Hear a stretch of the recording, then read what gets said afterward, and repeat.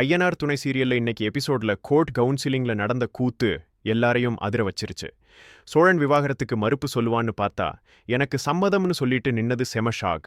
கவுன்சிலர்கள் எவ்வளவோ எடுத்து சொல்லியும் சோழன் கேட்கல. நான் படிக்காதவன், சாதாரண டிரைவர்.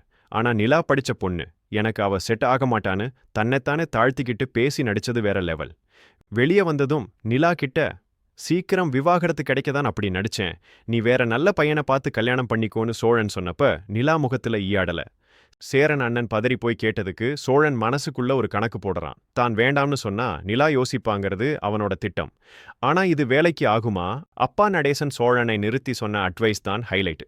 ஒரு பொண்ணை வேண்டாம்னு சொல்லிட்டா அவ திரும்பி பார்க்காம போயிடுவா, உன்னை தேடி வரமாட்டான்னு சொன்னதும் சோழன் ஆடி போயிட்டான். சேரன் கடைசியா நிலா கிட்ட போய் உருக்கமா பேசுறாரு. நீங்க வந்த அப்புறம்தான் இது வீடா மாறுச்சுன்னு அவர் கண் கலங்கி சொன்னாலும் நிலா தன் விவாகரத்து முடிவுல பாறாங்கல் மாதிரி உறுதியா இருக்காங்க.